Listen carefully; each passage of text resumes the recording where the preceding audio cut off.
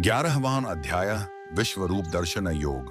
श्रीमद् भगवद गीता। अर्जुन बोले, मुझ पर अनुग्रह करने के लिए आपने जो परम गोपनीय अध्यात्म विषयक वचन अर्थात उपदेश कहा, उससे मेरा यह अज्ञान नष्ट हो गया है।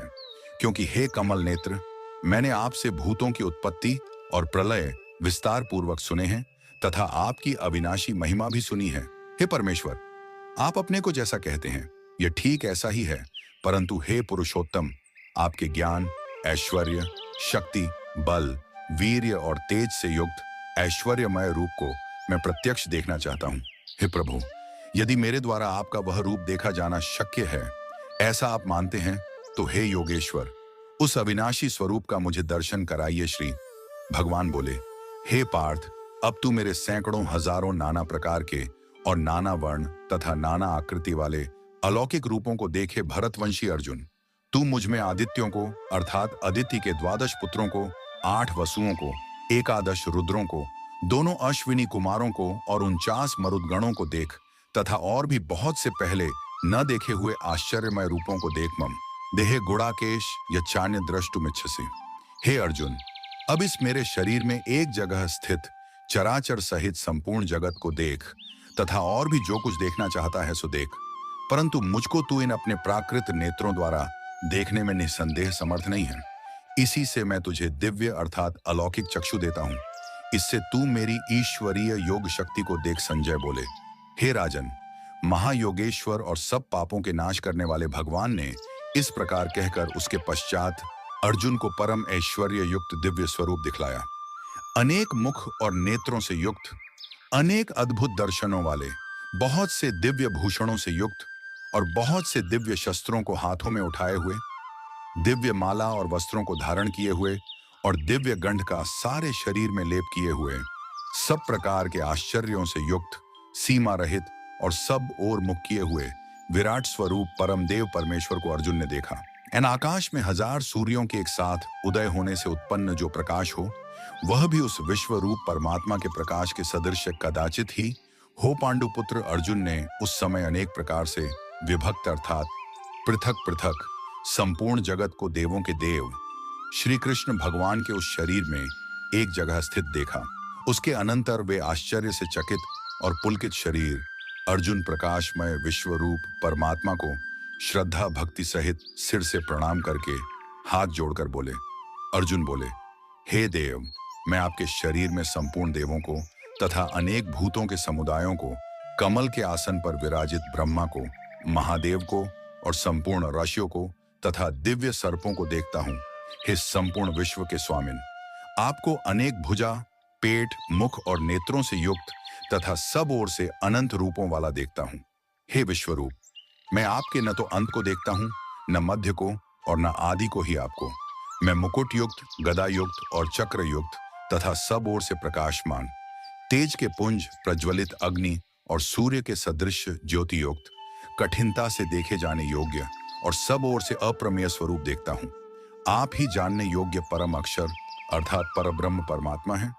आप ही इस जगत के परम आश्रय हैं। आप ही अनादि धर्म के रक्षक हैं और आप ही अविनाशी सनातन पुरुष हैं। ऐसा मेरा मत है। आपको आदि, अंत और मध्य से रहित, अनंत सामर्थ्य से युक्त, अनंत भुजा वाले, चंद्र सूर्य रूप नेत्रों वाले, प्रज्वलित अग्नि रूप मुख वाले और अपने तेज से इस जगत को संतप्त करते हुए देखता हूं। हे महात्मन, यह स्वर्ग और पृथ्वी के बीच का संपूर्ण आकाश तथा सब दिशाएं एक आपसे ही परिपूर्ण हैं तथा आपके इस अलौकिक और भयंकर रूप को देखकर तीनों लोक अति व्यथा को प्राप्त हो रहे हैं।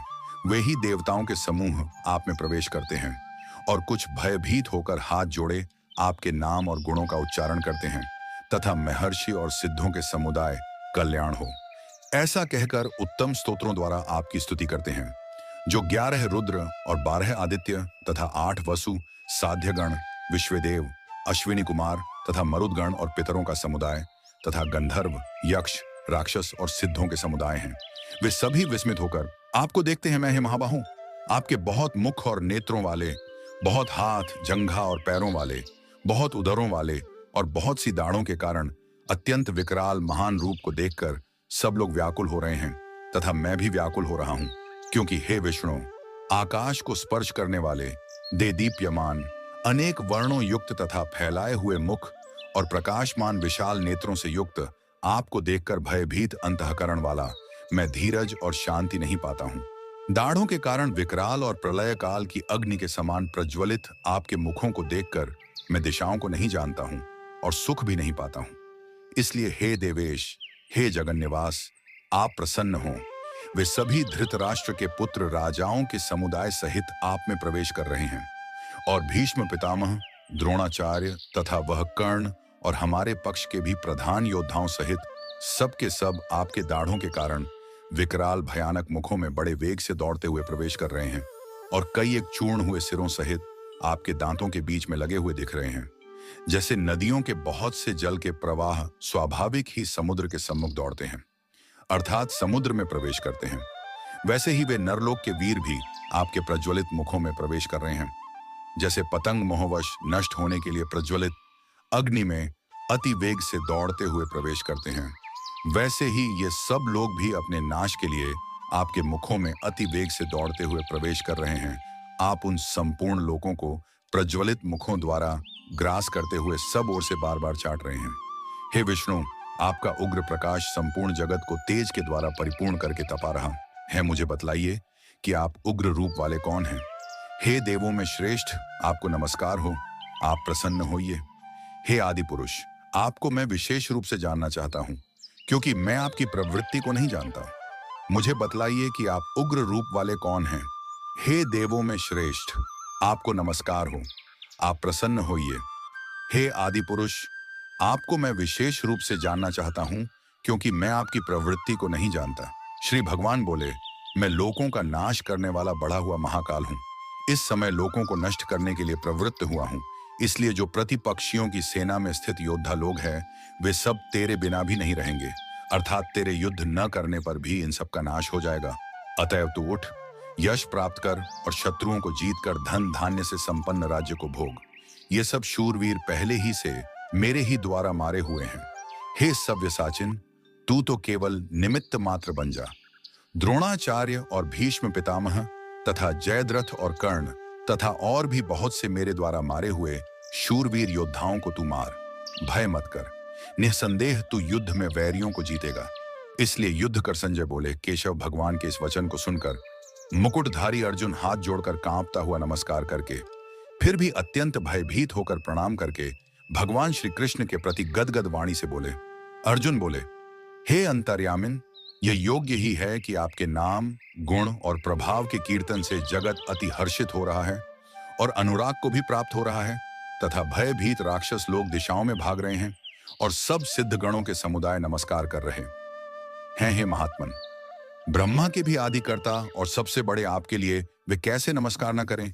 क्योंकि हे अनंत, हे देवेश, हे जगन्निवास, जो संत, असत और उनसे परे अक्षर अर्थात सच्चिदानंद घन ब्रह्म हैं, वह आप ही हैं। आप आदिदेव और सनातन पुरुष हैं।